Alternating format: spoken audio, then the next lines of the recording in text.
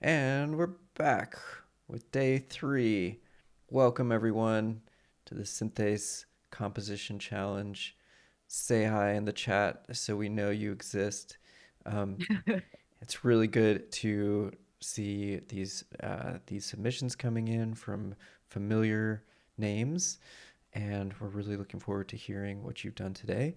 Today was orchestration. So, yesterday we heard some really cool works in progress that were arranged. And just to go over this general process, in day one, we generated a bunch of cells. And the cells are these little repeating musical patterns. And then there were 288 of them that everyone took and arranged into their own projects for day two. And now here we are in day three, and they have orchestrated them and added dynamics. And so everything is done except for the fine tuning, which is going to come tomorrow. So these are still works in progress. So if you're watching and you know curious about this music, keep in mind none of these are finished pieces yet, and all these folks are very brave for sharing. That said, this is the Synthase 5-day composition challenge. I'm Nate May. I'm the director of Synthase and teaching artist. Uh, I am Susie Ling. I'm an associate director of Synthase. I'm also a teaching artist over here. So shall we? Yeah, let's dig into it. I think you have the first All one. right. All right. Hi Xenon54. Hi Brennan.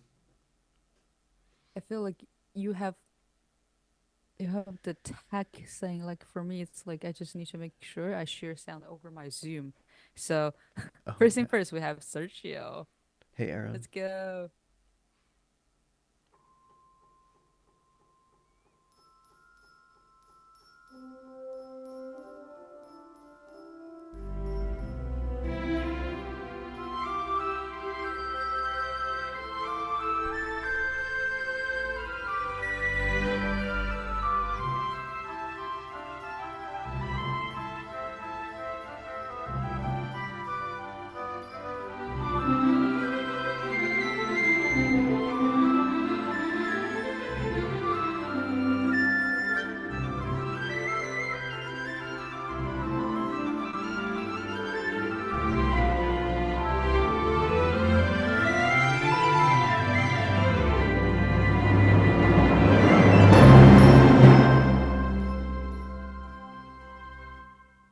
Nice. Wow. Like first thing that strikes me is that still love the grand ending, just like yesterday. Like apparently, like none of me changed for the past 24 hours. What's interesting about harp is that even though this is just this little slang over here playing little notes, then people usually associate harp with really gentle timbre, right? But like harp is the slang you will always hear in the full orchestra. Doesn't even matter how loud it is, you will hear the harp. Um, like at the beginning, I love how the ding ding ding ding is introduced into last step. Now I'm start to wondering what would it be if you double it with something else. Like could it be like there's a trajectory for the ding ding ding ding starting from Chelasta? Then it could be yesterday somebody did a Chelasta plus a piano. That's a really cool sound. At least on MIDI. And maybe there is some other pitch percussion instrument that you can gradually build you can just basically build on top of it, then eventually into kind of like a grandiose cutie of the ding ding ding. That's my first thought. And I love your doubling of the double bass and the timpani. I think it sounds really cool. Um, like I guess Nate, what's your thought on this French horn line by itself? It's not. It's nice. It looks like a French horn line. Like I love that that Thank you. that legato kind of horn sound. I thank you for your like input that it looks like a French horn No, I mean line. it's very idiomatic is what I mean by that. Yeah. I totally agree. It's very idiomatic and it definitely it's in the very comfortable range for French horn to kind of just like emphasize this warm, welcoming kind of feeling. Just usually though, um, I think French horn like there's a reason that in actual orchestra, for brass instrument, you sometimes you have like two trumpets, like three trombone, but you have four French horn. Like it would like what would it be if you have two French horn? They have the same melody, but the second one is doing a little bit of a counterpoint. So like instead of like octave doubling the line, maybe in six, maybe moving differently. That so it's like it's stronger because like everybody else have the buddy. This is just like, oh yeah, I am all by myself. Then I have a solo Mm. melodic line. If it's like played by a real person, it's somewhat scary. If I'm that player, especially French horn is hard. Yeah, yeah, Um, it is hard. yeah. But wow, congrats. I I guess Nate, any thoughts on your side? Yeah, this is great. The pacing feels better to me today. I don't know if anything changed in terms of the notes. I feel like there were some. Oh yeah, the 16th notes started later, I think. So Hmm. yeah, that feels like a really good change, because the pacing really worked for me, and I'm sure orchestration affects how I feel the pacing as well. Um, but yeah, I love what Susie had to say, and I just think this is like a really. I think you're really close. Like you might be able to rest a little bit. You know, you've been working so hard, Sergio. I think you might not need a whole lot to get it there. Oh, I guess my last final little bit it'll be nitpicking thing. Why is it like da dee da da da dee da dee da dee dee da da? What happened? Why? Oh, Why why can't not it be just high up? up? Yeah. Yeah. Yeah, And like this is for like flute. It's not a powerful fortissimo range. that's Like true. the one octave higher it is. Yep. Um. Flutes and the Mm. violins are gonna be able to play louder if they're higher. Oh yeah. And another thing for like a idiomatic wind writing, like instead of having one wind player, now if we're thinking about the like realistic effect of the orchestration, technically if you have one flute player doing like da di da di da di da da da da da da di da da di da di da di da di da da di da da da da di da da, I'm dying. So like what if it would be like da di da di da, the next one can hold da di da da da, then flute 2 can pick it up da da da da dee. Flute 1 pick it up dee da da dee da. So it's like a coming back and forth and back and forth. So it's like a little bit of a ping pong could work really well and very idiomatic in wind writing as well. True. Yeah, that's a classic approach to not suffocating your wind players. Yeah, But for MIDI yes, purposes, it it's works fine. fine. Yeah. Yeah. Yeah. Cool. Okay, well, we should move on, but thank you so much, Sergio. Uh, Congrats. yeah, nice work. Uh, All right, take it over, Nate. And also, thank you, Sergio, for some of you have started sharing on social media their work, and it's really been exciting to see that unfold. So, Sergio's been doing that, Susie, Candace, Not um, me. yeah, the other Susie, yeah. Um, and yeah, keep it coming. That's great. We'll repost it, and I'm glad. I'm just mostly glad that you're so proud of it that you want to show it off because you should be. Okay, so next we're going to hear from.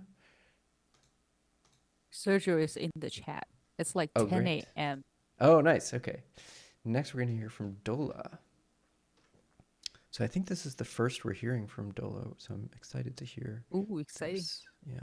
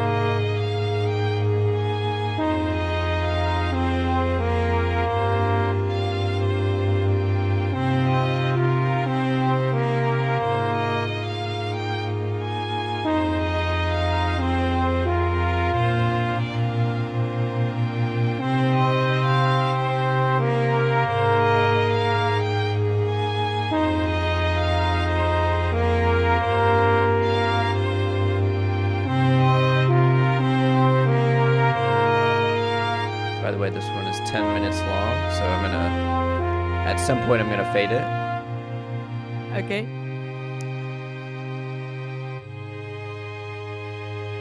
I'm really thinking about, is it made in a DAW or notation software? Yeah, I would love to. It seems like there could be a score, and I would love to see Yeah, it. I know.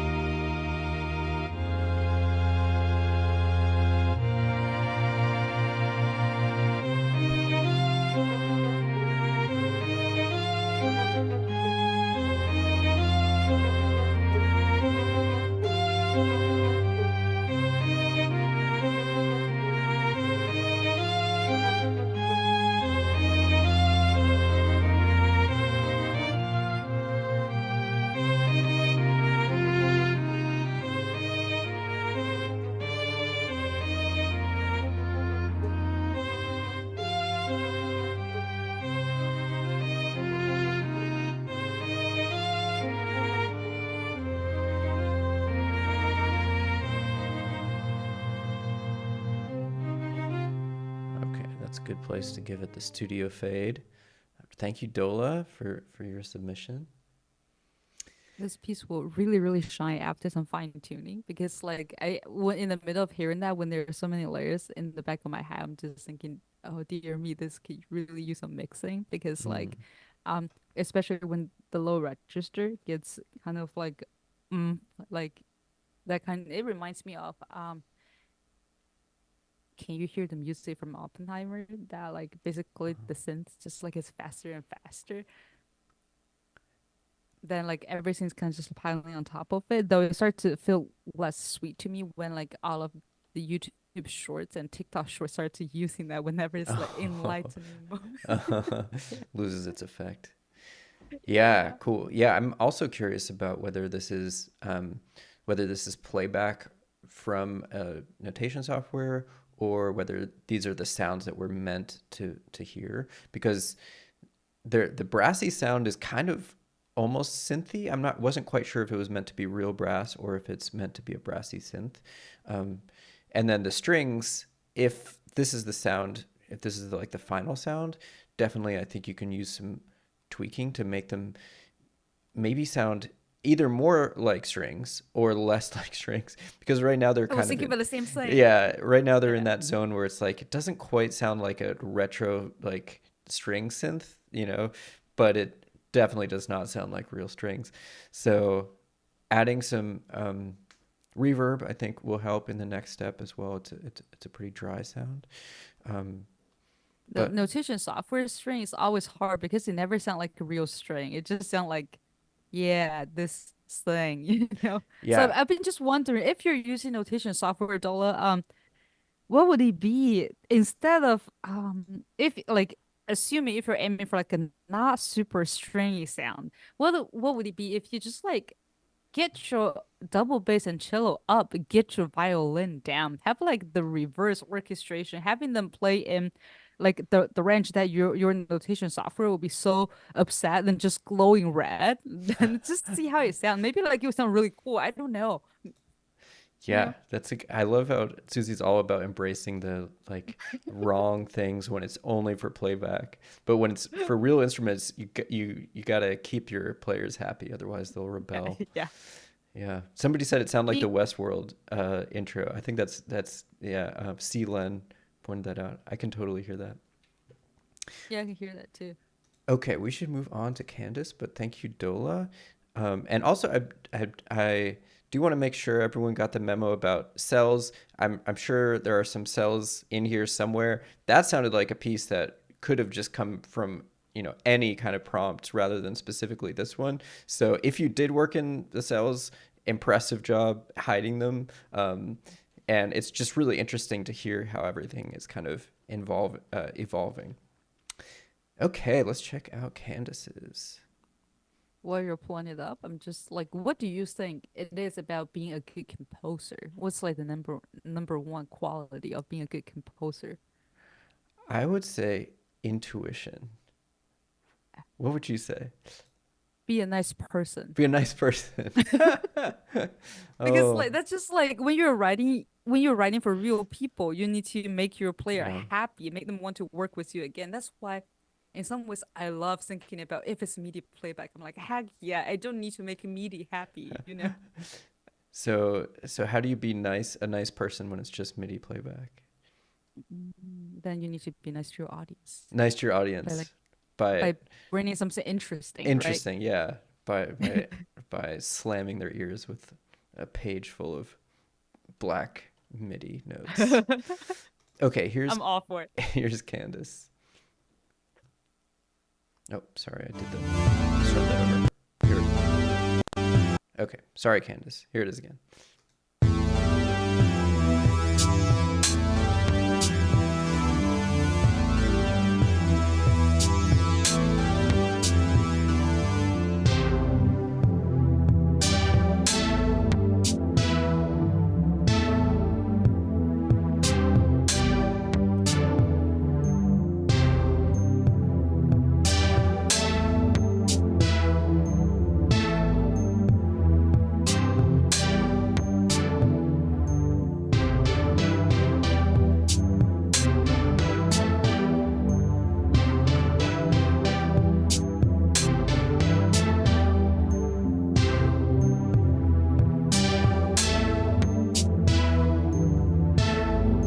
I'm enjoying hearing those very pentatonic sounds, like just like popping up in this texture.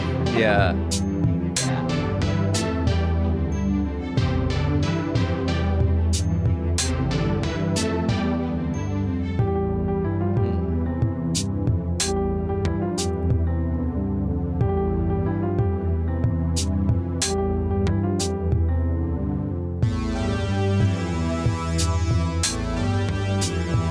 Oh yeah.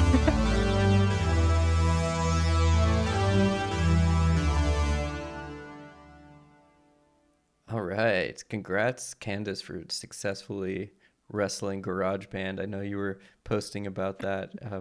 And It's GarageBand, really? yeah, yeah, Wow. yeah. And also like, well, I want more. So like you can't just fine tune tomorrow. You gotta bring in more. Yeah, would love to hear more. Um, Yeah. yeah, cool choice to go for those kind of Kate Bushy analog synthesizers. I like that a lot, and it builds a sound world that's pretty consistent, with the exception of that cello that sort of just pokes its head up and then disappears like somewhere around the 2/3 mark. And then I would just say, Susie commented on the synth that's super prominent, playing the pentatonic boom boom bum line. Um, Again, I think there's a big gap between that and the other stuff that's happening, and you could close that gap by bringing it down in the mix. Also, paying attention to velocities. I think GarageBand lets you change velocities, probably. Um, so just getting in there and just shaping it a little bit so that it's more of a could be cool. Although if you're really trying to be like an analog synth, that might not have been an option for a lot of those synths. So so just I would maybe shape that one so it's just like a little bit less spiky. But I really like everything else that's going on, all the churning and the way that it develops and brings material back. I wonder for the piano, when the piano first entered, I love that moment. I love the moment too, but I feel like the piano is a little bit too modern for the sound world. If you can find like more retro, or just like slightly the Hmm. tad retro piano sound, that would be great. Yeah, that Or could be. just like slap on a filter, actually. Mm-hmm. Yeah. Yeah, that was definitely like a change. That was a scene change, but for some reason, I really liked. I really liked it. It was like, yeah, it was incongruent, but like it for me it worked, and I can't explain. Um, Great, nice work, Candace. Let us move on to Brian. Okay.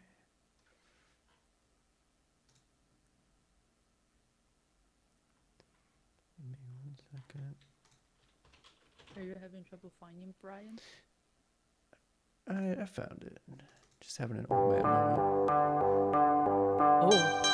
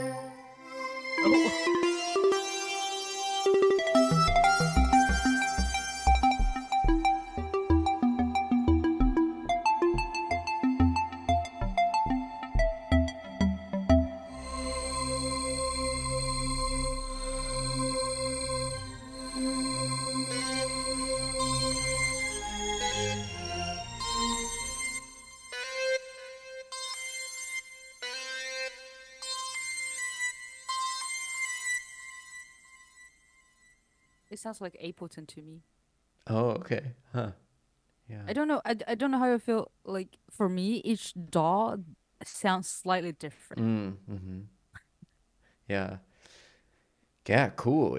It's like an entire to me this was like a montage of it's like a highlights reel from an entire concept album.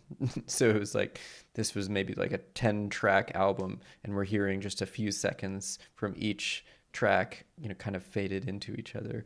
And each of those tracks I'm sold. Like I want to listen to the whole album. And the way that it works together is just like kind of a wild ride. I like a lot of the sounds. It made me think of That Reading actually Rainbow. probably explains like when I first started listening, I even said like it's almost the first second. It sounded like a Portal. Have you ever played Portal? I've I've I've played Chordal. You don't do video games, but like I agree, it totally sounds a little bit like Portal.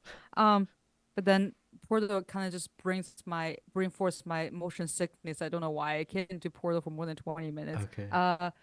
Anyway, because you said it's kind of like a collage of an album. When I was listening, I was thinking about it's almost like a Mario Party, like a Mm. retro Mario Party entering thing where like all of those characters are here, each have their individual almost like motif or theme Mm. that just associate with that, then like they're just like hosted over here in this ward.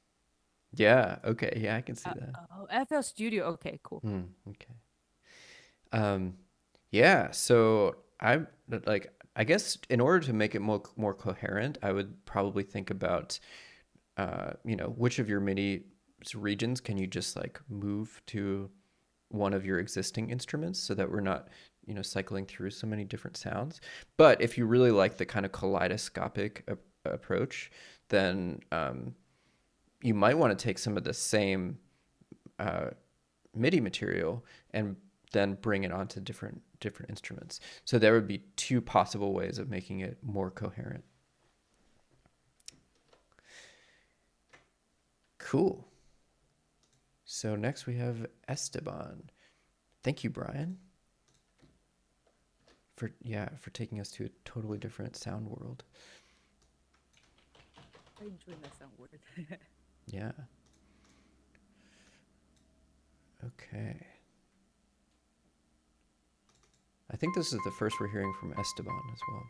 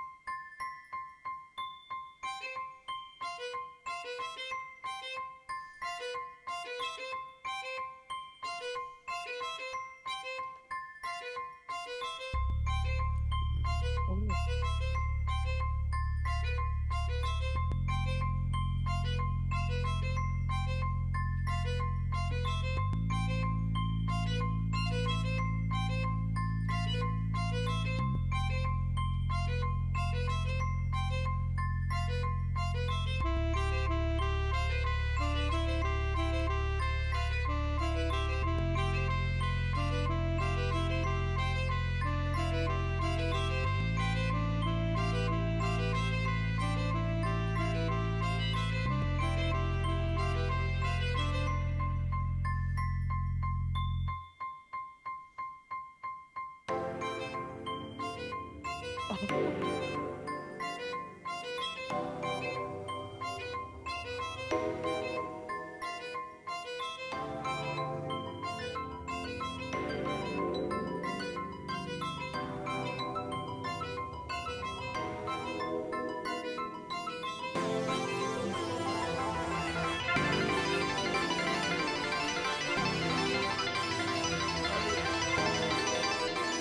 That chord is so Thundercat.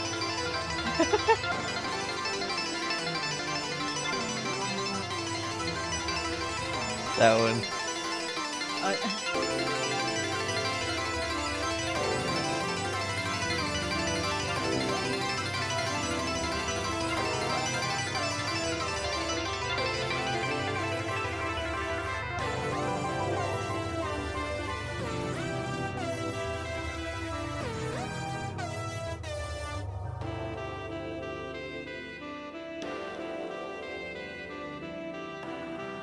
Nice return of the saxophone. Mm-hmm.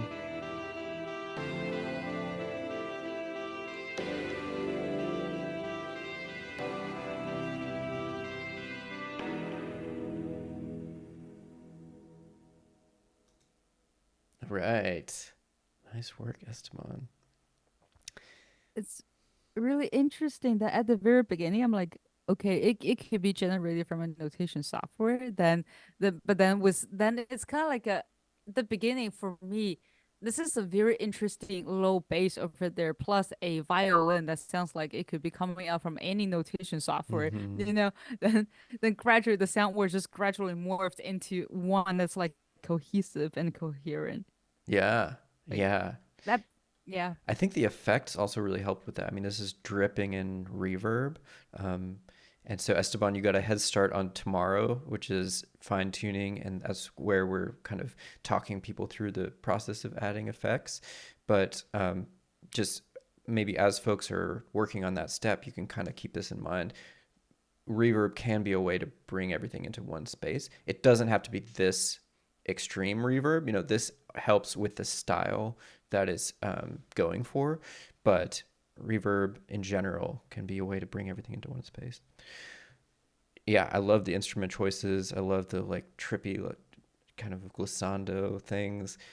The bass sound was a little clicky. There was some like transience in the sound. There. But Oh yeah, yeah. yeah, so that might just be something to look at, and that you can easily fix that by just throwing a low pass filter on your bass. Um, get the clicks out. In general, little preview for tomorrow.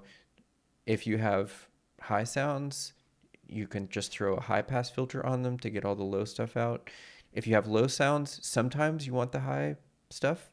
Um, but this would be one case where, because the bass is acting as a sub, right? It's like a sub bass. We don't really need the higher partials, so just throw a filter on it, and then we don't have the click, competing with other things. Cool. All right. Next is Brennan. So thanks so much, Esteban. So for Brendan, I'm taking over your screen share. Yep, go for it. Then in the meantime, Brendan posts something in the chat that just looks like something's loading. Oh yeah. Then Wow, Brennan's. I'm just like, is it loading or is it just a chip or I don't know. That's my brain for the past 5 seconds. Yeah. Anyway, Can back to can you. folks on the stream, is the sound glitching out at all? Like this let me know in the chat if the sound is glitching out. So go ahead, Susie, and I'll stop you if it is, because on my end it's glitching out a little bit. Okay.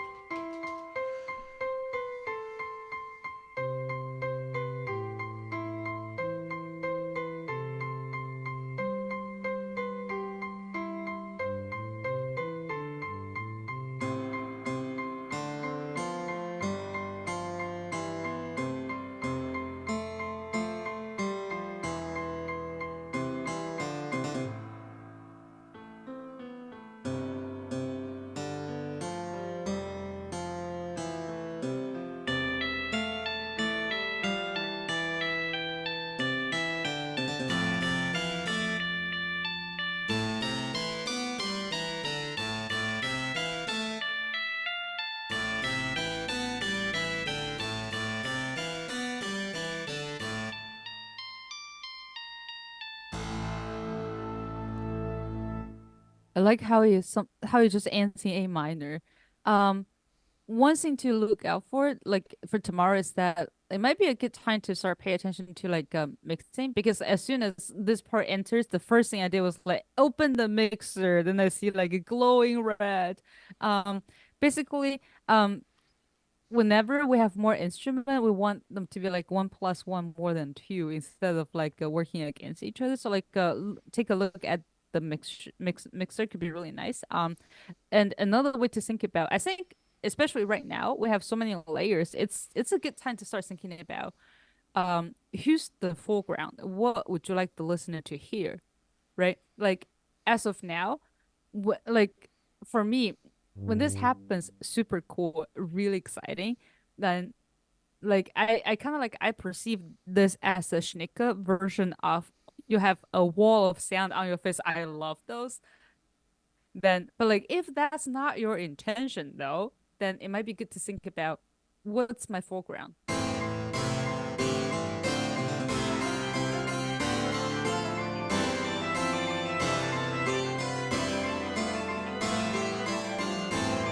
Because like as of now, I'm slightly unsure. So like for me, is that if you're thinking your foreground is I don't okay, Nate, just what do you think is the foreground? To me, it's the harpsichord. It's Y- the Yeah, harpsichord. just purely by the timbre. It's I know it's not moving or anything, but it's just most prominent for me. Then like if it's the foreground, what would it be if you double it with something else? I'm just gonna throw something that's also kind of like okay, hear me out. Oh, Uh, uh, I don't know how well it will sound, but like we'll find out. Da dee da da dee da dee. Okay, now it's doubled.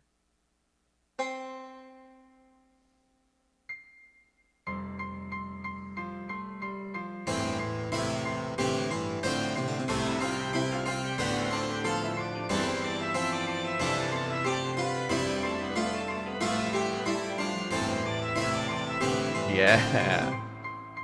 So it's like it will be more prominent because like over here, because you have two different timbre on this one line that you want to reinforce, like people will not really mistake that. First and second, you have a pipe organ. I'm a huge fan of pipe organ. One thing organ can do really, really well, others cannot, is that if you put an organ chord over here. Oh, this is a principal chorus. Da, da, da, da, da. I'm just gonna randomly play a chord, but use. I think there's some really nice chords in the 288 cells, but just da, well, whatever. Oh.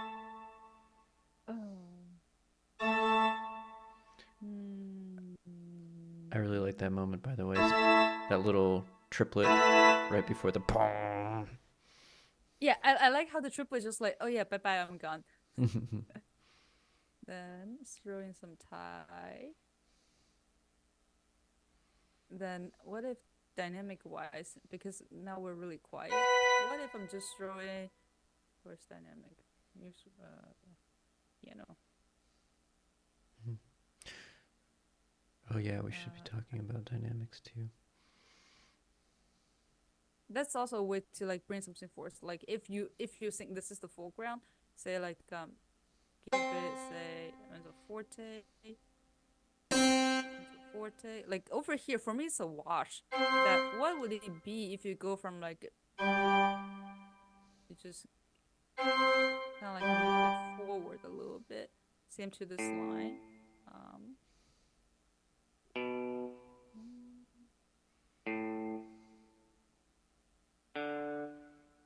all right, let's see. And at this point, because there's so many things going on, I kind of feel like I don't need you on the foreground. So piano, let's see.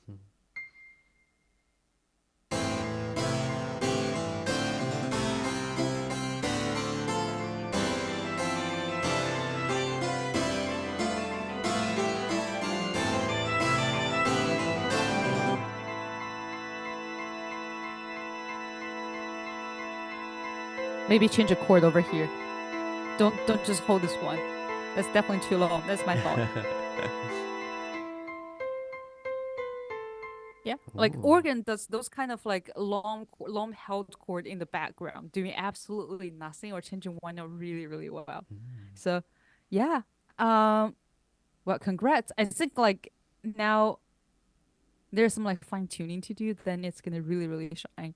And another of my nitpicking is that over here, this is like a burst of energy, super great. I kind of want another one. What do you think, Nate? I kind of want just like, what would it be if this is like another burst of energy that leads to a very grand ending? Yeah, I could be into that. Yeah, Yeah. I can totally get behind that. Yeah. So, well, congrats. Yeah, what an interesting instrumentation. And Susie made it even more interesting by adding the banjo. But it worked. I mean, I was thinking about what can go well with harpsichord. I'm thinking, what acoustic guitar? But then I remember you have a guitar entering anyway. Mm. Then I'm like, I want a plucky instrument. Yeah, it's Then very eventually I'm like, a banjo? it's almost plunky. Yeah. Yeah. Great. Okay. Well, I think All right. Thomas is next. Yeah. Is it mine? Yeah, mine. Okay. Yeah, that's you. I believe Thomas is also Xenon. go by Xenon. Mm. Okay. Share screen. Share computer sound. You're doing high tech. I'm trying to remember how to zoom. You're doing great. All right, let's go. Okay, first thing, I'm sorry, but why is left hand piano on top of right hand Oh piano? no. Sorry, I can't go. I can't stay behind that. I really That's can't stay. one way to make an easy piano part really, really hard. Imagine if this be played by a real person. I have to. Oh. Yeah. Anyway, here's the music.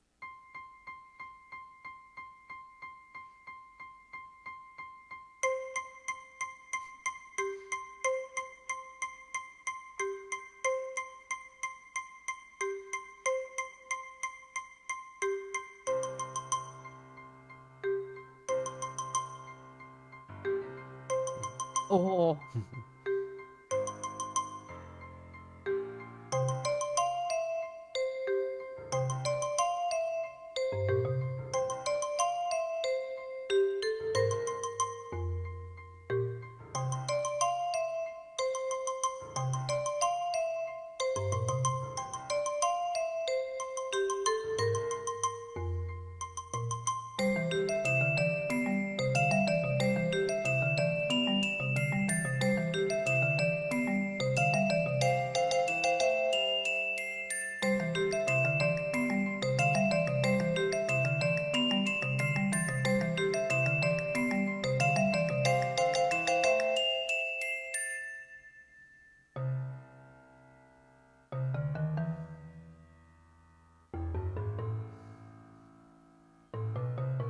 Where did I hear? Where did I know this from? Uh,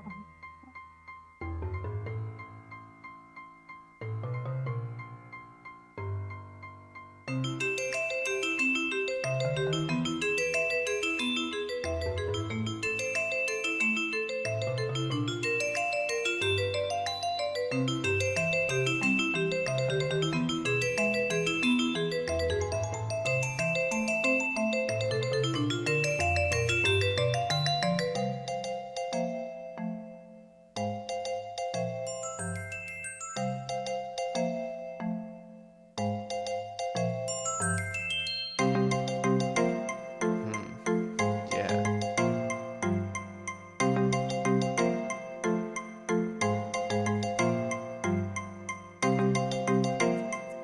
Uh.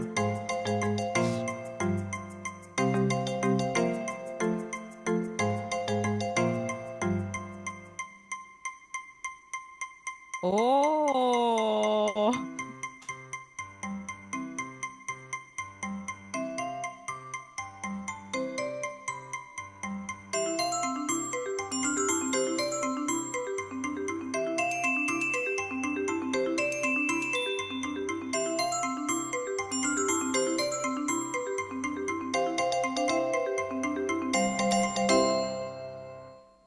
Nice, congrats. Wow. I mean, if you throw this to a percussion ensemble, they will play it.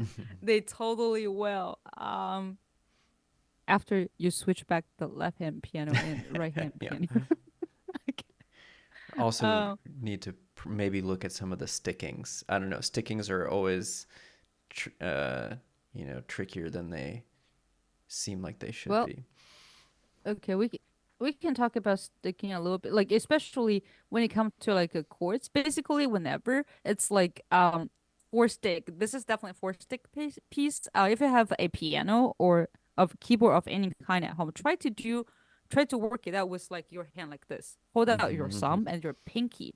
If you figure out you cannot thumb and pinky those on your keyboard, then or this chord is extremely hard to play. For example, this one, the F and the G, you're like E, Well, they could do that you with cannot. the left hand, Yes, right? And but then then, because it's just three but then notes. like it is true. It is true. Um, But if it was another note, then it would be really tricky. it will be really hard. It will be tricky. Yeah, that's basically the sticking. My oversimplified advice would be try it out with this. If you cannot make it work, most likely others also cannot make it work.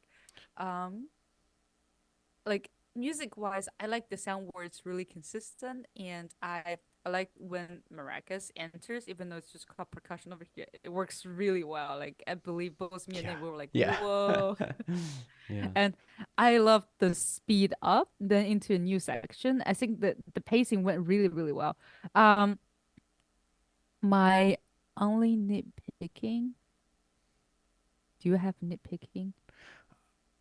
Actually, I'm just re-looking at the sticking, and I don't actually see anything off the bat that doesn't work. It was just a flag to like look out for that stuff, but it might actually be Right. fine.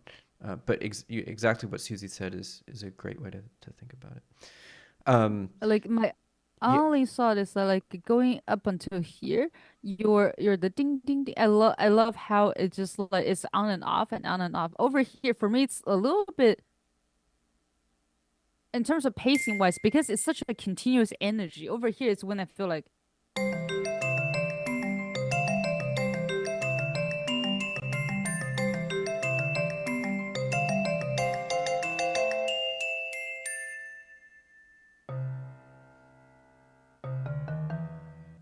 what would it be? Since like you're already embracing the idea of this is a sudden cutoff, right? Da dee da dee da da.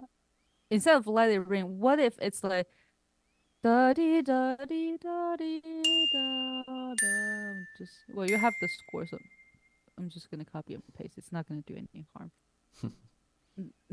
no scores were harmed during the filming of this.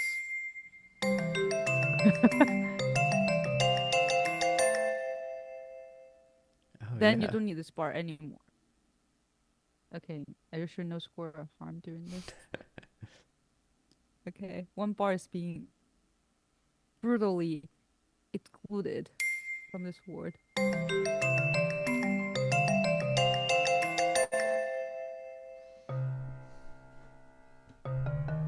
And I also wonder, like, somebody, it could use like a nice bass to really give it like, I am a new thing.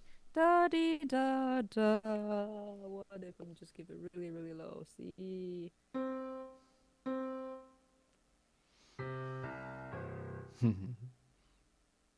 Then, oi.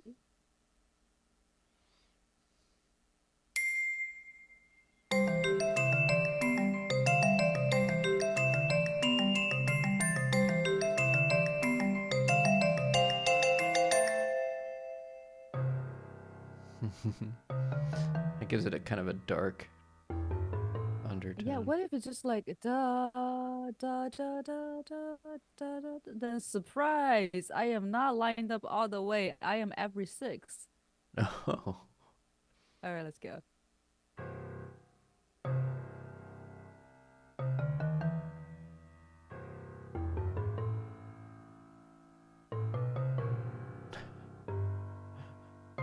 Then it could just it could be um Where are things? I am lost. Huh? Ah, now this could just be there. Once it's here, it can always be here. What if like whatever that is? I don't know what this is.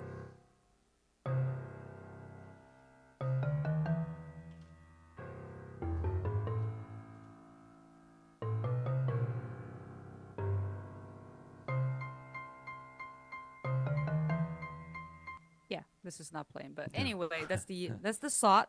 Cool. My only pick is I feel like I love the moments when the sound is really dry. Um, and the glockenspiel actually kind of r- ruins that for me a little bit. And I wonder, what if the glockenspiel was a xylophone? There is a xylophone working very okay. Yeah, over here. Let's Mostly, try. mostly in the area where you just were. Oh, Yeah, okay. over there. So it's gonna be a yeah. Let's see. Let's find out.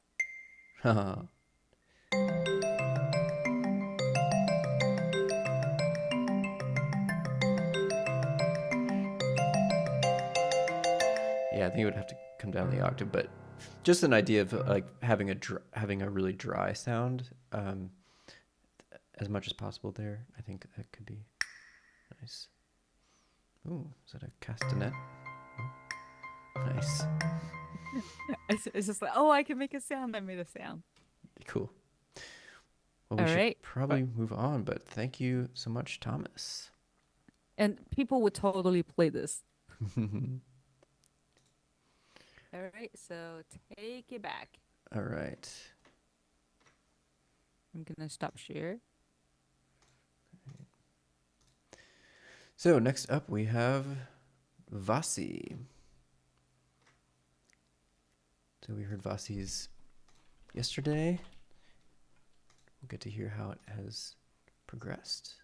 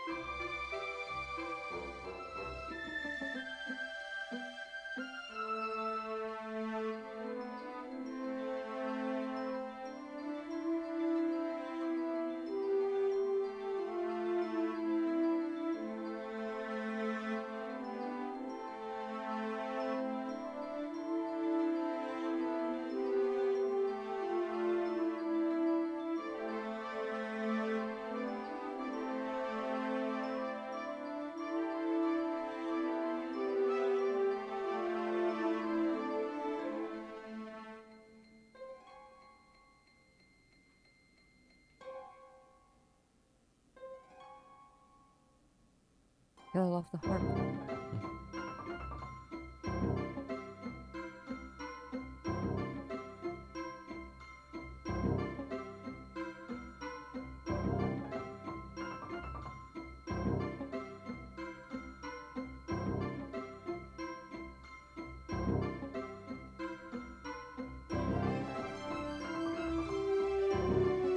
Myself.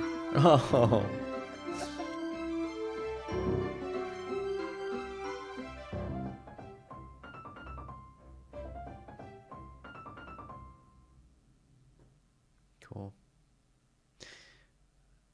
right. Nice layering of different sounds and using of Susie's cell.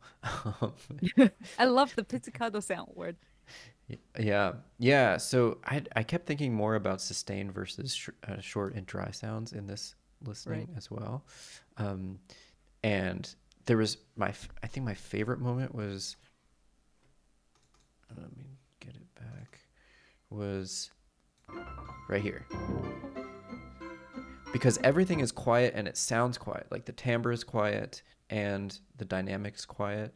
Um, so that's, I'm sure the software you're using, probably MuseScore, sounds like, is helping with that. Um, I but feel the like it sounds fancier than Oh, MuseScore. is it okay? Yeah, but MuseScore has some beautiful playback though. Um, but the felty piano, I really like that sound.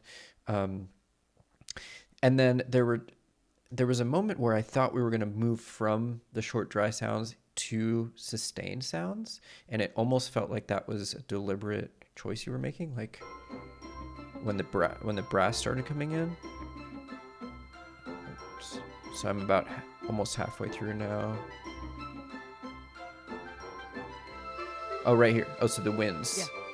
Yeah. So that's also when the pits drops out. So I thought, ooh, okay, now we're introducing a transition to from short to sustained, and that could be a really interesting formal device. Really, like that could be like the form of your piece is this transition from short to sustained. But it didn't quite have that effect, and I felt like that was something that you could roll with more, is find in your short dry sections, keep everything short and dry except what you want to ring out. You have a celesta, I think, that's ringing out between the notes, that is a really nice effect. And then when you get to your sustained section, just give us that. You can still transition there, you don't have to do everything at once, but it's nice to just get us to a place where everything is nice and lush. You could have like a nice morph into it, just like going by instrumental groups. Like Mm. you can first have your brass go all the way instead of doing bo bo bo bo bo bo Mm. bo bo bo, then gradually have the winds enter. Then finally, I like the bass pizzicato so much. I think you should drop at the very end, but you don't have to listen to me. Okay, cool. But you have to listen to everything else we said. um, Yeah, exactly. just kidding. uh, Awesome. Well, thank you, Vasi. It's really cool to hear that piece continue to evolve. So next up, we have Red. Give me 1 second.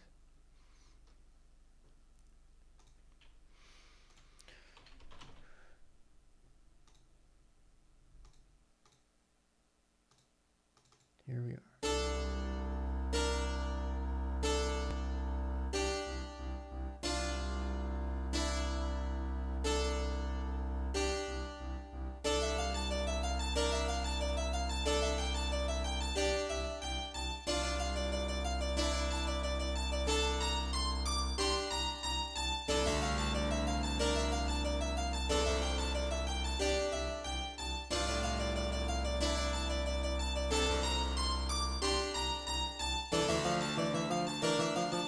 Nice. Yeah.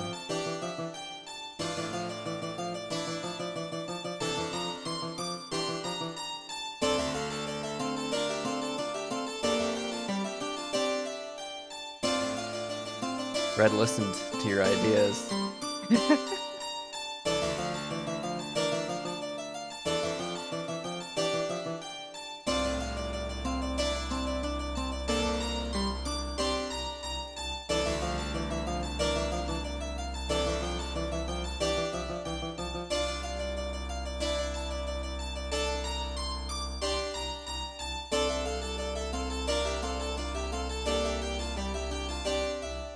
Oh.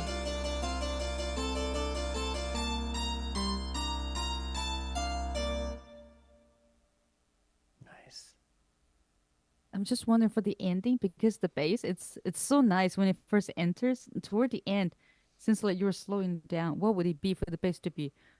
Da da da da da da da da da da da da. Instead of doing the bo bo bo bo, it's not here this time. But then you can just have a little bit of silence. Then the harpsichord jumps in. Da di da da. Nothing but bo bo bo. Da di bo bo bo. Da di da da da di da da da di bo. Ends there. It could be like a nice gradually fading out. Just think about like you were playing cassette, then just got stuck, but then got quieter, then got stuck. Yeah, like that's my sucks for the ending. William Basinski's disintegration loops is what that reminds me of. Exactly. Yeah. Cool. Yeah, that's a cool idea. Yeah, and just I was noticing, Red, that you took Susie's advice of introducing the 16th notes and then harmonizing and stuff, and I think that really worked well. I remember yesterday feeling like the either the tempo was slow or the subdivisions were too slow, and this really helped with that, introducing those new changes. And I love the of the bass, like those little. Yeah, I love the bass too. Yeah, that's a cool kind of wub wub wub effect that you get from an acoustic instrument. I also like how consistent this entire piece is, you know? Mm-hmm. Yeah. Yeah. All right. Nice work, Red. Let's move on to Cassie.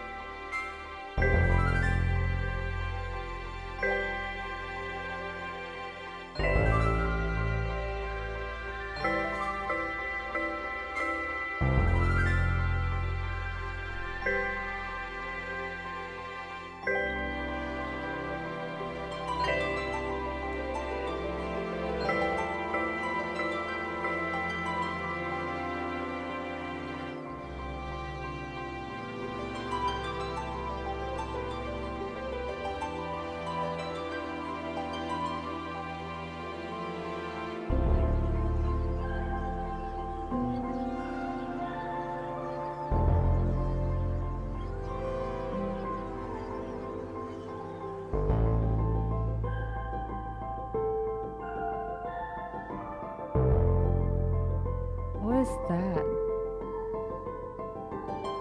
It's like harp harmonics or something.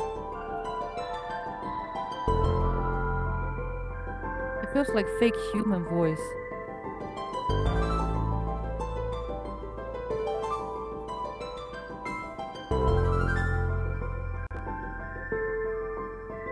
You see that part I'm talking about? Oh, the whistly sound. Mm-hmm.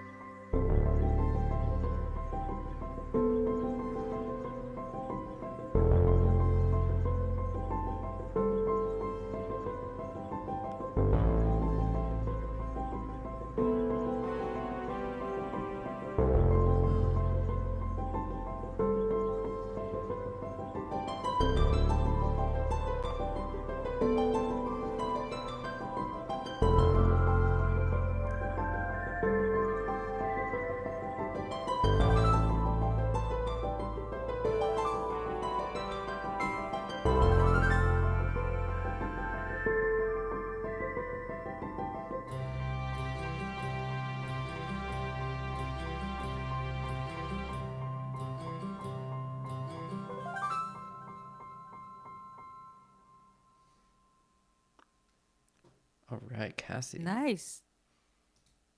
there's like the surprise moment of when you have a C bass, then have a F sharp jumps right in. Like it started both of. Do you know where am I talking about? Oh, not the particular moment. Go back a little bit when you have like a very very prominent. That's the very end. Back a little bit more. Well, how dare you not Oh, being able there? to read my Wait, wait. mind? There was an F sharp there.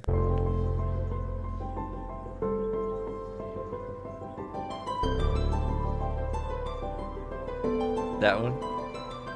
Hmm. Different. Keep going.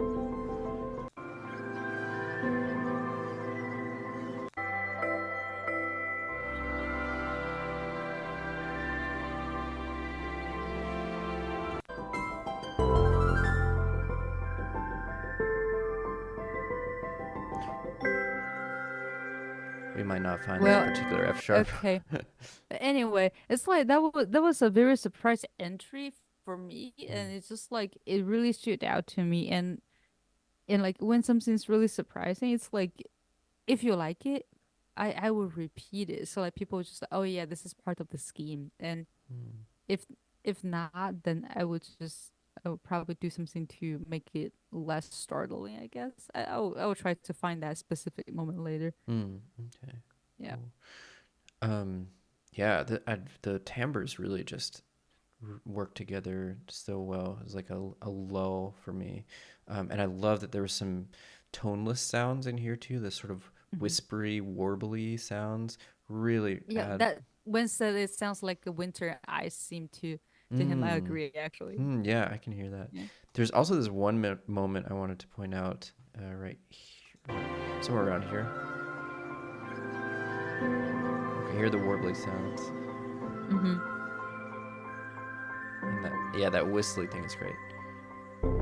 This moment, okay. So for me, the when the bass comes in, and then you hear the harp, that to me is what I think of as like cause and effect.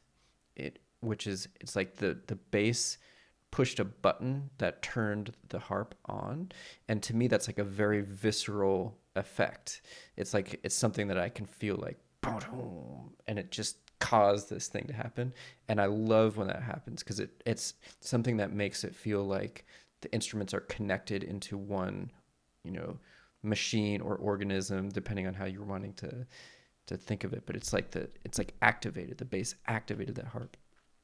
So that's a good little lesson for folks. Is if there's like an event like that, it works especially well for these low instruments that come in pretty with a pretty hard attack. They can be like a switch that flips something else on. Oh yeah.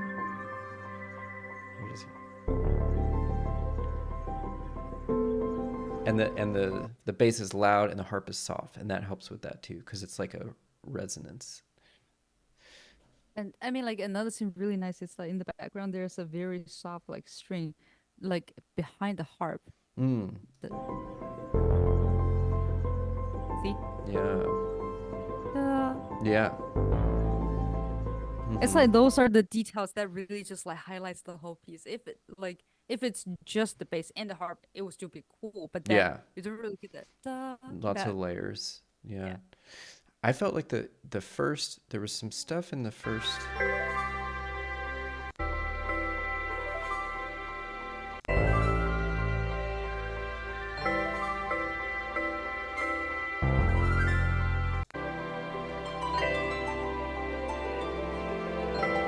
Yeah. I don't know about that vibraphone. Ding ding ding ding. That that to me it doesn't support the gentleness of everything else that's going on. Um, but that would kind of be my one of my few nitpicks. And there was like an FM synth at the very beginning. Oh, that sort of an What's wrong with that? Oh, it's fine. It's just it sets up a world that I feel like we didn't really hear again. So it's another one of those things where like if you're gonna do it once, I mean maybe it does come back, but and maybe I I I just kind of didn't feel hear it. like that's a nice initiation of the very winter Mm, icy kind of like sound. okay. Yeah. Okay, cool. Yeah, beautiful, Cassie. And Next yeah, next up is Aaron. So I'm just gonna great. take over your screen share. Okay. Then double check from sharing my computer sound. All right. And there is some like a collision. Just bear with my notation Oh, software. okay. Yeah. Yeah. Not too bad. Let's maybe I shouldn't do anything. All right, let's go.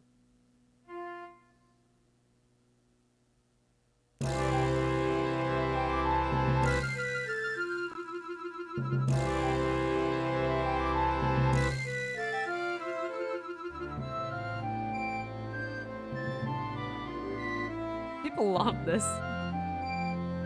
Oh, this is Aaron's piece. Yeah.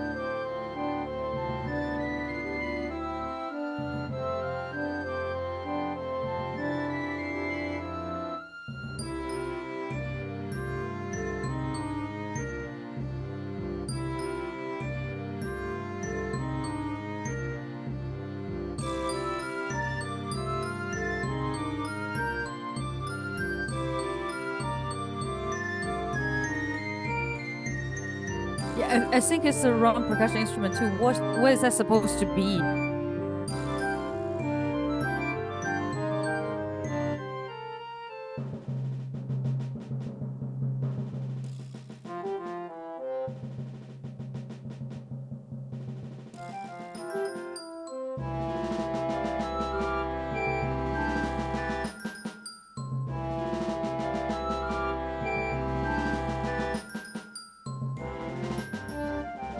Okay. Okay. Yeah, I saw so too because like so Aaron, you're not the only one. Over the course of teaching music online, then you will be people sending you uh XML file. Like whenever I open XML in MuseScore, in Sibelius, if it's made from, they always love to put symbol on this rattly, mysterious rattly sound. I don't know why. So that's why like my initial search like, is that a symbol? Then Oh, I think that was like a vibra slap. you're in One of those. yeah. But you're not the only one. Sibelius did this to plenty of people, like more than you care to even admit. Huh? Oh yeah, just make it a bomb. Make it one of those. Why did you just hear? Like, okay, so Aaron, double check. Are those also symbol or like are those something else? But That anyway, came you're out allowed. as snare drum, right? Didn't it? I feel like it It's, could be a nice snare drum. I I'm thought gonna it did come out as a snare drum, or am I? Oh no, the snare is above it. I can't really see super clearly. Bob is a timpani. I'm Timpani. gonna assume it's a drum of some sort. So I think it was playing right because it sound. I remember that. okay, snare. Yeah, I remember hearing a snare there. So snare. It also looked like snare. So that's a success on your end. When I see that, I assumed it could be a Yeah, snare drum. All right. cool. Then back to symbol over here.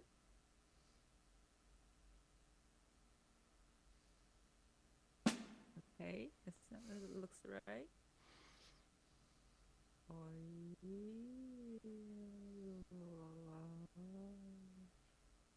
Okay, then back to symbol over here, I believe.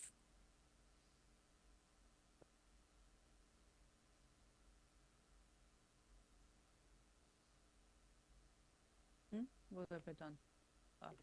Change symbol.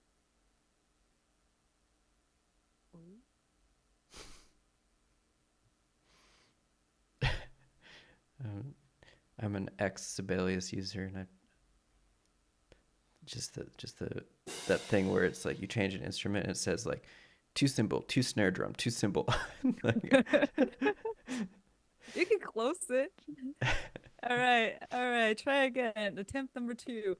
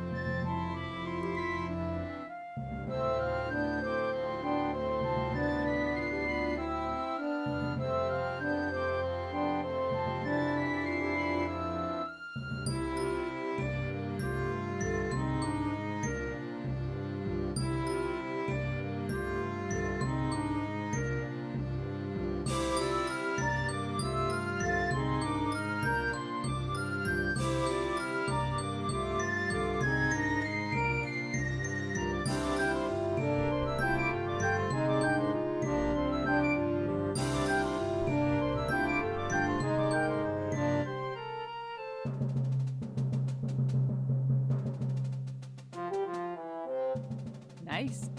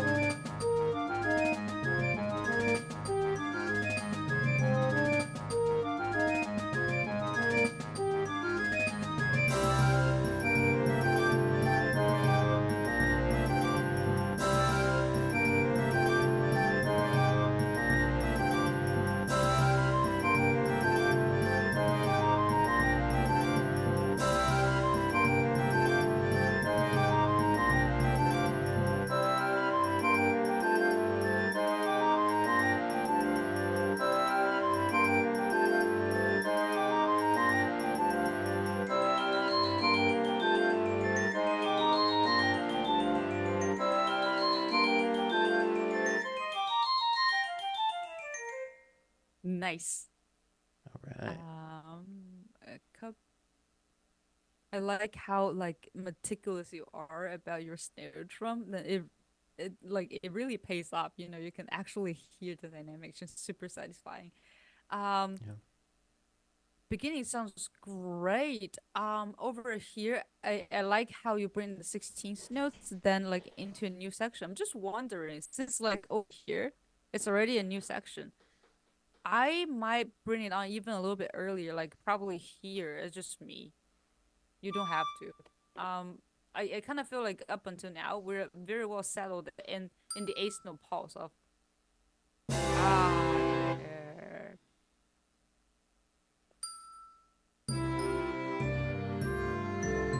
Like as a listener, I feel like I am ready to have 16 notes piling on top of it. Like, well, since no score will be harmed. Let's see. Dee da da da da da da dee. Yeah, just bring one layer in. Let's see.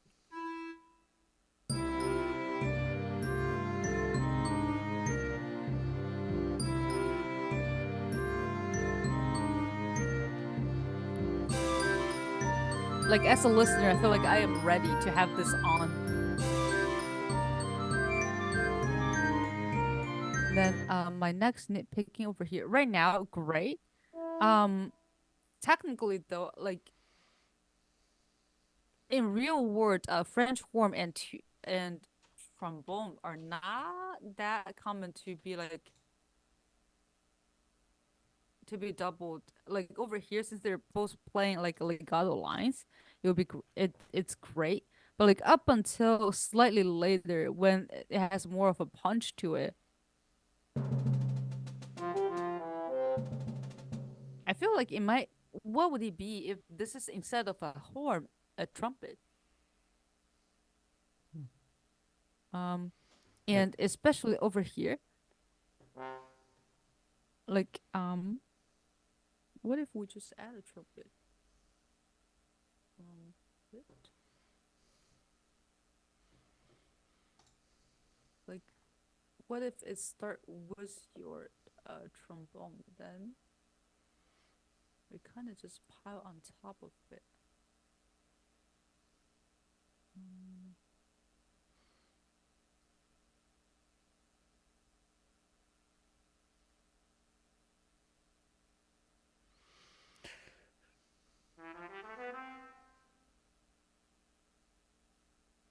Let's see.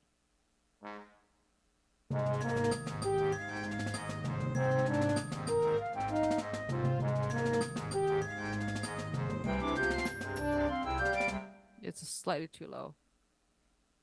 Slightly too. Let me bring it up one octave. I know we gotta move on, but yeah.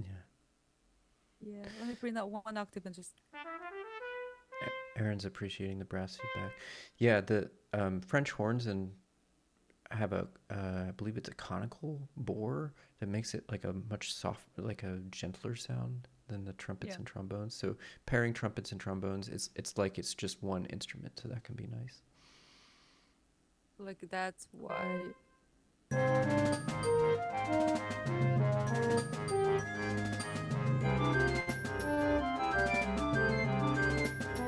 It's almost just like they're just one family. One is just one octave higher. I kind of also can because the same with French horn because it's like facing backwards. It make it a lot softer. First and second, I kind of always consider. I don't know how you think, Nate, but like I consider like a trumpet and trombone are like has like a harder start. So like all the notes Mm-hmm. coming out like a lot faster. You can get the ba ba ba Yeah. versus when you have the tuba, French horn or euphonium, you have like a slightly gentler starting point. So like it takes like 5 milliseconds longer to get it started. So it's like warm. So it's like Mm-hmm. has a warmer, gentler characteristic to it. That's Mm-hmm. all. Yeah. Cool. Well, yeah, we should move on, but I did want to just suggest because I'm seeing it looks like there are those strings at the bottom. Those, Yes. yeah. Um, this is a very like wind ensemble-y type piece, the way I'm hearing it right now. And the Right. strings, like if this is for orchestra, it's easy to forget because their strings are just five staves. Um, and usually there are two violin lines. Mm-hmm. Um, it's easy to forget that it's like half the people on the stage, right? So if this was an orchestra piece, this would be an unusually kind of background role for the strings. Usually the strings are going to be doing a lot more of the work because it's just actually a sea of people. So actually what I think could work well is just replace the strings with saxophones and then just it's like a wind ensemble piece. And then Though leave your double bass in there because even oh for yeah. wind ensemble you need double Right, bass. yeah, yeah. Yeah, I think that. And then it's also way more likely to get played if it's a wind Oh ensemble yeah. piece. Okay, we should move on, but thank you for that. So next up Aaron, is Sean. Sean.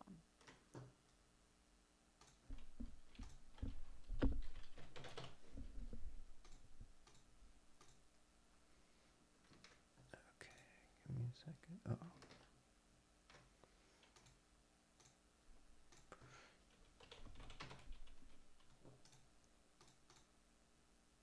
okay, here we go. Oh, wait, I just showed myself.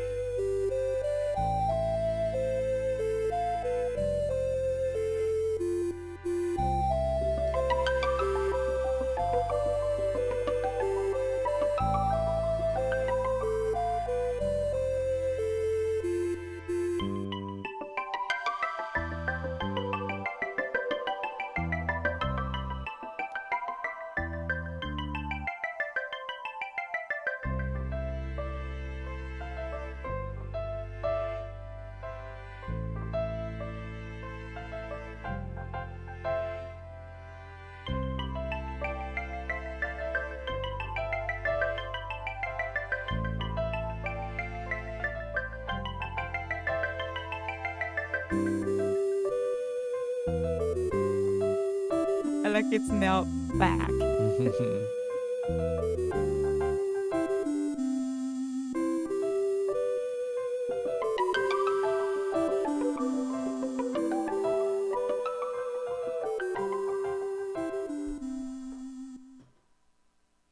Cool. I need to be corrected in this if I'm wrong. Is that sort of a Zelda-y sound? Zelda E.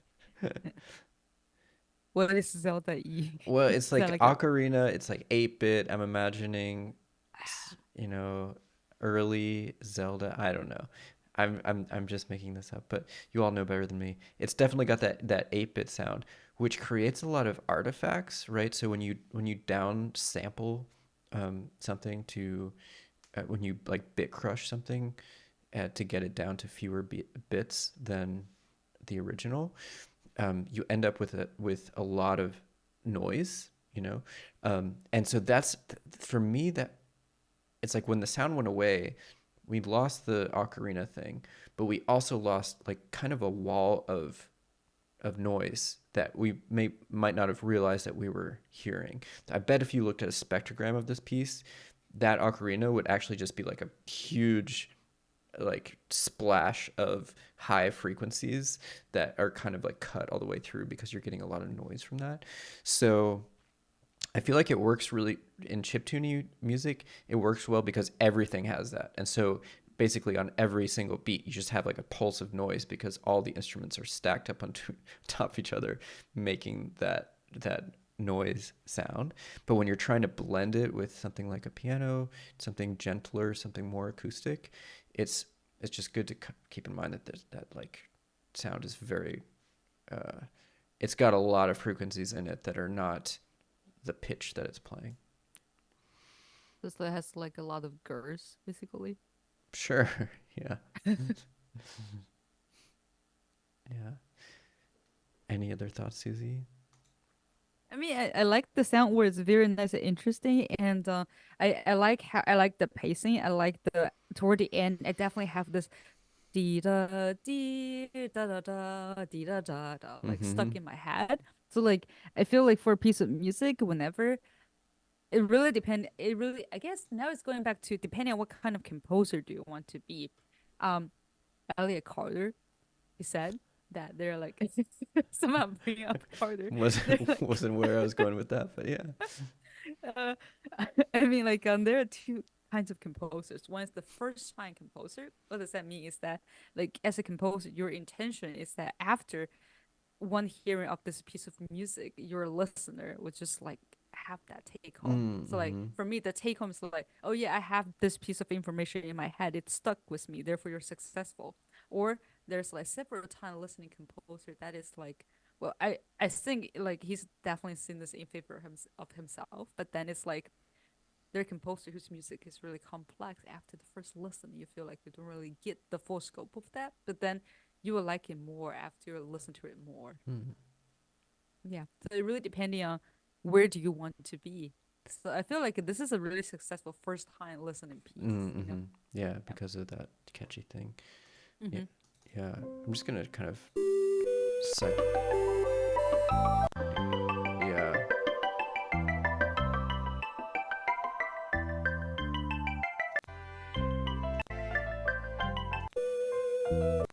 Yeah. I would, so my advice is to either go all 8-bit on this thing or go no 8-bit. But to me the 8-bit just doesn't play well with I the other feel like thing. the AB could be tuned down a little bit, then it could work pretty nice. Oh Like yeah, like you could still like a 9-bit. bit crush, but Yeah. I was thinking 16. Yeah. You can still like a bit crush it. You don't have to crush it all the way down to 8-bit. Yeah, if that's how they got that sound. It might have been kind of Yeah. Uh, pre-created, but yeah. Cool. All right. Well, thank you. And Pixel Bop was in the chat there, so let's move on now to Jevin. uh, Ralph. Do we get Ralph? Oh, I'm sorry. Yeah, we missed Ralph. Yeah. Okay.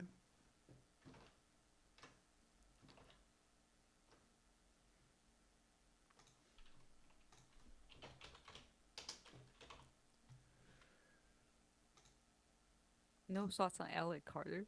I, it makes sense when you bring it up like that, because he's all about like you don't you, you need multiple listens. It's such a kind of luxurious approach. So, like, would you like to be a several time composer? At what time? Would you Several like to be a times. separate? I don't think I don't think I need to be like I. To me, there's music that I hear it the first time and immediately grips me, and I can go back and listen more and it still grips me. Like there's not a relationship. There's also other music that I didn't like the first time and that I gradually come to like. But Hmm. to me there's not it's not like this, if I like it at first, I'm not going to like it later. If I don't like it at first, then I am going to, it doesn't work that way Yeah, for right. me. Yeah. Okay, here's Ralph's.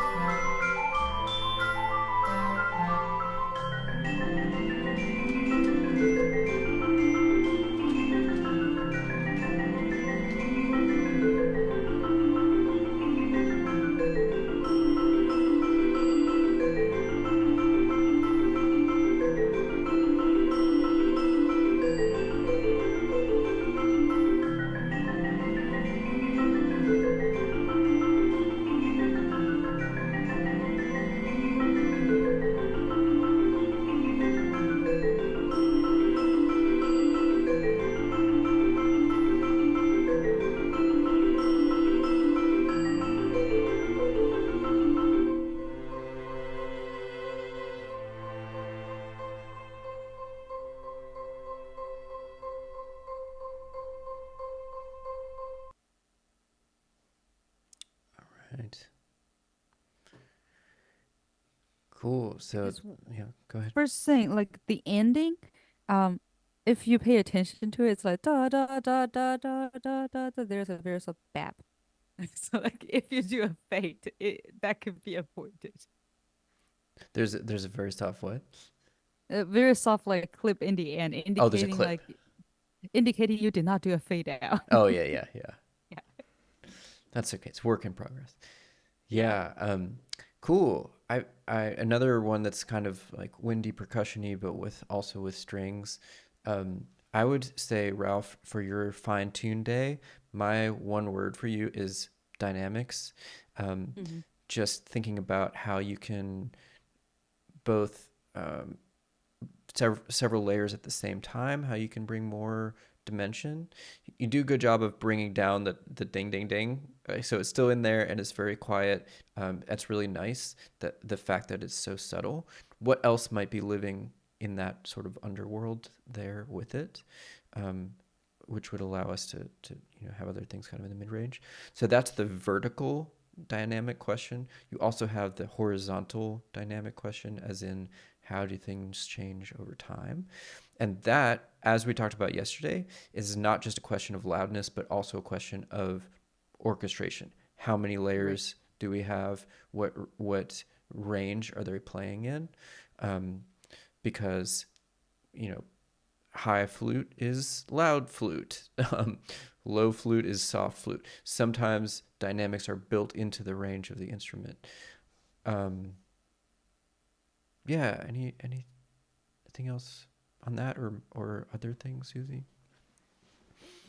And I feel like it will be for the fine-tuned day. This could be a nice piece for panning. Like I feel like I'm Mm, bringing back mhm, panning because especially you can, because like I feel like there are a lot of very lush washes mm, that like it could be really nice if you pan those. That mhm, think about like your instrumental groups, like which direction are they coming from and where are they going. So like a panning can serve that purposes, and the same thing can be said about reverb. If you have a reverb added, essentially the more reverb you have, the less direct sound you have, which indicates it's further away from you. So like we're like at the very beginning, we're like how close it is the sound source toward you than like how far it's moving away. Like automation can do wonders in those things in the mm. fine-tuned day. Yeah, if they're using a DAW, Hopefully. can you automate in MuseScore? You might have to just use hairpins, right? Yeah. Cool. All right. Well, thank you, Ralph. Now we have Jevin, and it's over to you. Jevin has a very interesting instrumentation. Are you ready? Yeah. Right. Let's go. We have 1, 2, 3, 4, 5 flutes. I'm super All excited. Let's right. go.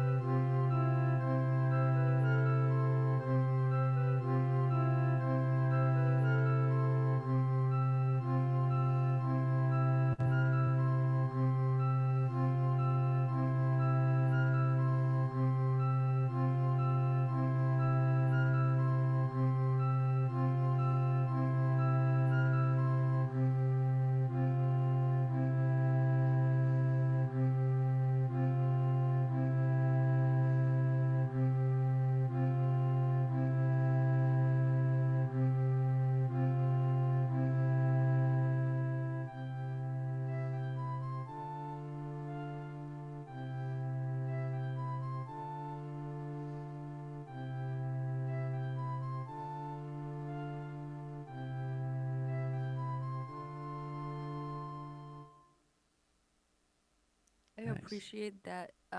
Yeah, I appreciate like I think you're the very first person who slowed down our ding ding ding ding Oh into a yeah. quarter note. So, um, then I and also appreciate that how just like just figured out a background like texture, like a nice warm like a rocking texture to host like those cells. It's a really nice idea. I'm just wondering, um, would it be possible for those texture, the background, to have a little bit of direction? Right now, it's really clear that there are backgrounds. Like, what would it be that the backgrounds gradually, instrument by instrument, that evolves into the melodic line that gradually we have all the parts moving, but like slightly at slightly different pace, or like this one could be it's moving, but like now it moved to the bass flute. It's augmented, so it's like twice as slow. Um, then one thing would really be really nice is that over here, I'm just wondering, um, because flute is an instrument that the low end is naturally a lot softer than the high end. No matter how hard they try, the low end piano, mezzo piano is a perfect dynamic for that. But like up here, what's your intended dynamic? Because if you want like a nice and soft melodic line, this might be a little bit too high. Maybe it would be nice to bring it down an octave. Yeah, as Yeah. if this is for real flutes, that would be one of the issues. The other would be they're all gonna turn blue and fall over because they have no places to breathe. Um, and that is something that you absolutely have to think about if you're giving music to real wind players. And there are some ways that you can solve that. Like if you scroll up to the top, Susie, yeah, when we have all those constant quarter and half notes, um, first of all, that's like there are ways of having that idea, but making it more idiomatically flute, which could involve. By the way, that word idiomatic means like it belongs to that instrument. So if it's idiomatically flute, it's something that it sounds like a flute would do it. If a flute plays it, they're like, oh, if a flutist plays it, they're like, oh yeah, this is a thing that I do. It works really well for my instrument. I can do it really well. Um, so I would be curious if Susie has ideas for making this more idiomatic, but basically like sustained notes rather than pulse notes. And then you could have more trading back and forth. You could have little arpeggios that would be very idiomatic, little flourishes, even trills. All of these things would make it more fluty, especially if they then have a phrase and then they can breathe and they can rest. They can have it and it's not just breathing, by the way. It's also their face. So I think because this is low enough dynamic and it's short enough, you don't have to worry about that too much. But once you start getting into loud notes that are long and there's only enough time to just get one breath, then the players are going to start to be like, I'm holding this embouchure for too long. My face is getting tired, and I need just like a few measures to take a break. So these are all things to be thinking about if you're going to a live. And also like articulation could work really nicely. Mm-hmm. Like over here right now, if a flute player just see that, like we'll just go ba ba ba ba. If you want the ba ba ba ba ba ba ba, Mm-hmm. ba, like a little staccato would be nice. And I was more thinking about you could pass this around. Yeah. There's like nobody's stopping you from passing this from like what if it's just like ba ba ba ba ba ba ba ba ba ba ba Mm-hmm. ba ba. Could be fun. And if it's not flute, I feel like this would work really well for solo organ. What do you think, Susie? Well, ever since we saw Yeah, I mean, I could hear it on the flute stops. The flute registers. What are they called? it's just called like a full stops. Yeah, the But flute then if stops. you have like four menus, all have full stops. If you pull all of them, it could be like one, two, three, four, Yeah, one, two, three, that four. could be cool. Yeah. All Great. right. Well, thank you, Uh, Janet. so yeah, thank you so much. Next we Next in have line is George. George. Let's see if George is George, I think George is still here. I hope great. You're George is still still here, here. George. All right, George, here's your piece. If you're still here. If you're still here, this is for you. If you're not here, this is still for you.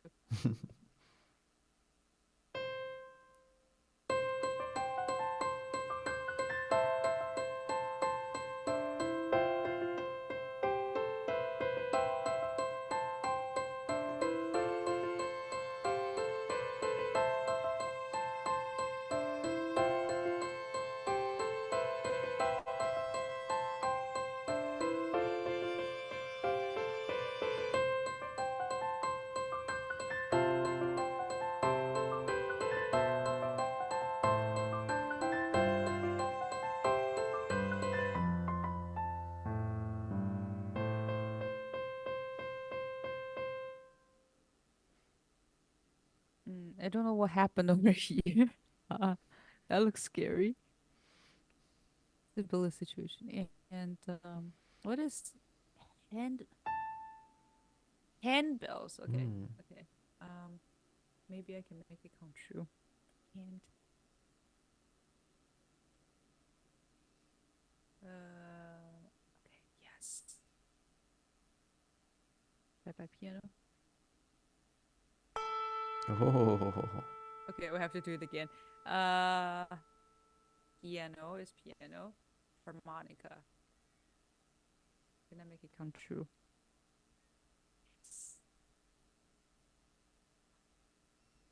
Not to piano. Violins right.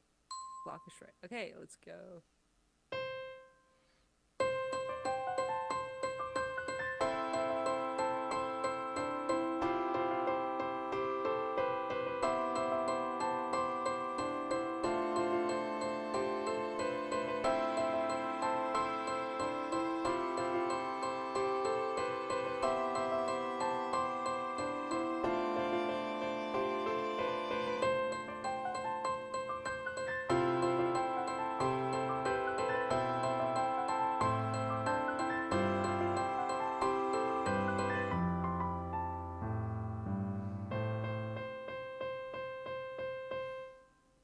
So like from what I have over here, I really appreciate how you pass around the the ding ding ding ding. You're making it complicated. So like it's never just like this piano line. Whenever it happens, you always have a doubling. It's really nice to have like a different kind of instrument.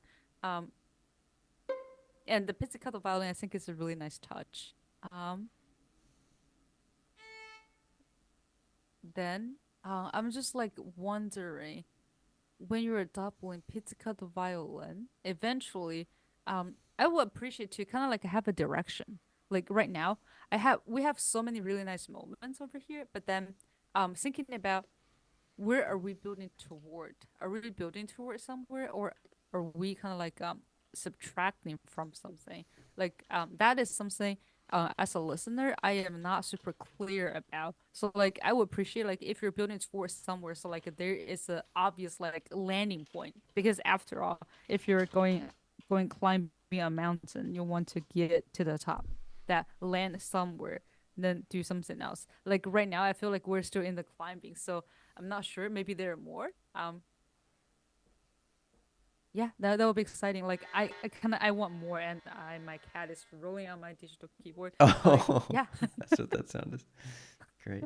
Yeah, it does seem like maybe there could be a new a more fleshed out ending. Um, the handbells are a really interesting choice.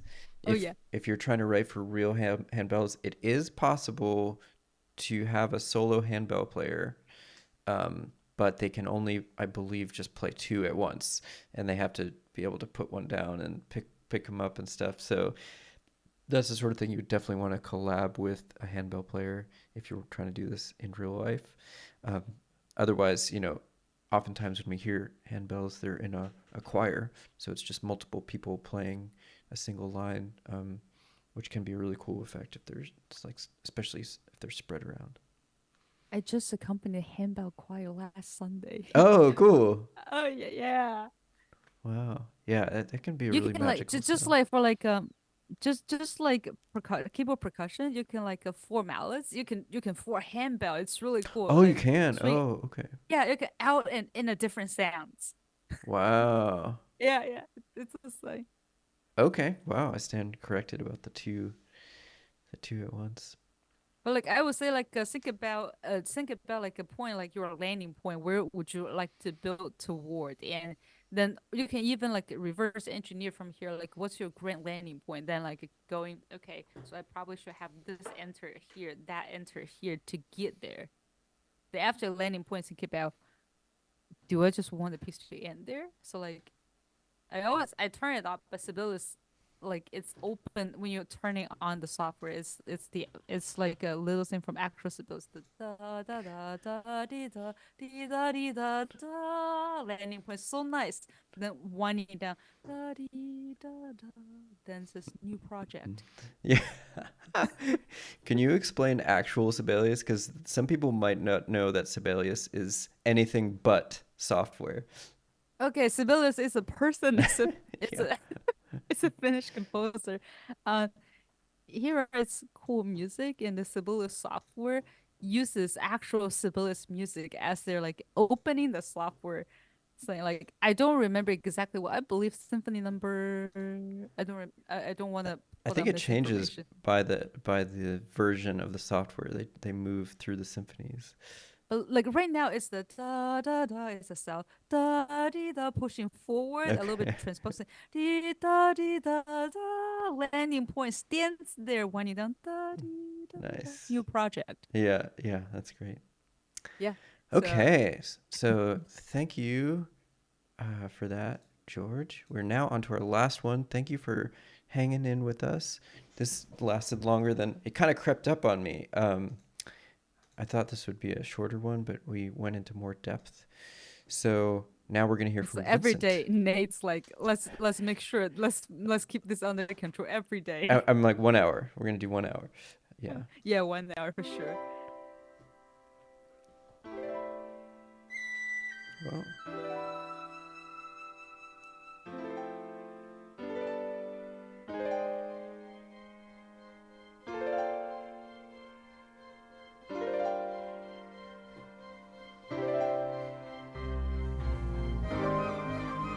nice.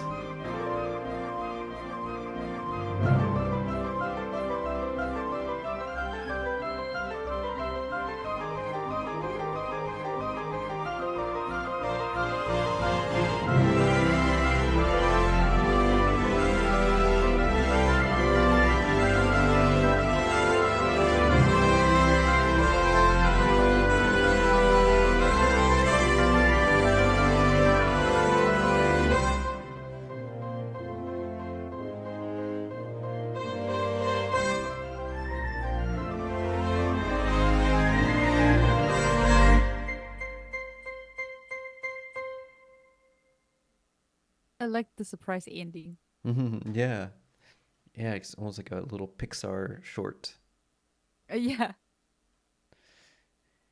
Cool. Yeah, there's a lot of layers there. It's really beautifully built up. We get that really nice peak, and then moving through the kind of flatter keys to cadence back to C major is a classic thing that usually happens after we've built up for a longer time. But, because of the nature of this project, we can kind of think about that as this little ending snippet. In terms of the orchestration, the I think it worked really well at the peak where it was, I think, meant to be a bit thick and active. To me, it spilled over the edge into kind of chaotic, and I think that was mostly because there was a piano cell that was.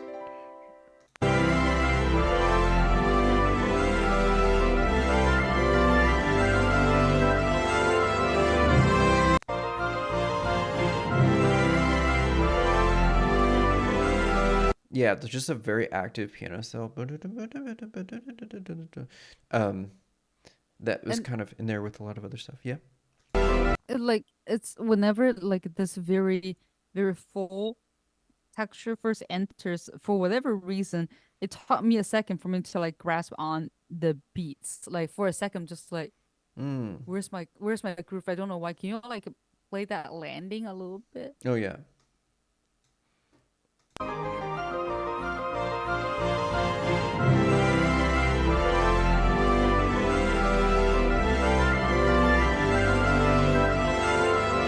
I think like in the background brass.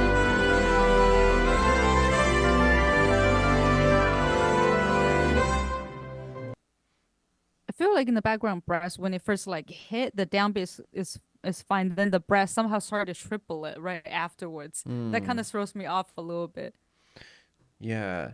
Just thinking about how many layers do you need to get to the goal of what you're trying to accomplish. And it might actually be less than you think, fewer than you think. Um, and there are composers like Mahler who will just just have like a grotesque number of things happening at once. But even if you look at some of the most active parts of a peak of a Mahler symphony, you might actually be surprised that there aren't as many different lines as you think there are, because there are a lot of doublings, right? most of orchestration is doubling, and that I think that's one thing that I would like folks to take away from tonight is to think more about doubling because there was it doesn't really occur to us when we're thinking there's one track or one line per melody.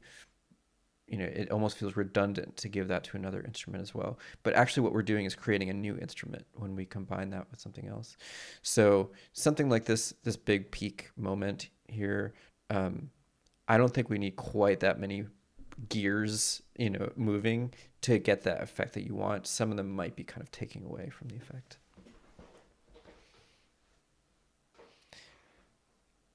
Cool. Well, I think it's like 1 million o'clock on the East Coast, so we should probably wrap up. And thank you all for coming and for sticking it out with Oh, us. Vince, we somehow did not get the. Yeah, I think we overlooked the Oh, music okay. score Well, file. sorry about Yeah, that. Yeah. Yeah, really wonderful to hear from all of you, and but yeah. I will send out an email soon with tomorrow's fine tune. Hopefully, a lot of you have ideas already, thinking about maybe some doublings, thinking about dynamics, um, both vertically and horizontally, in terms of effects, thinking about reverb, how that can glue everything together, and seeing what else you can do. Have a good night, everyone, or a good day if you're in Singapore or the UK or somewhere else, or Australia or New Zealand. And And we will see you all tomorrow. see you It's like tomorrow. really nice to see those familiar names like Yeah, showing up in the chat. it's Yeah. great. Yeah. And I feel like see you coming in the back home. Discord.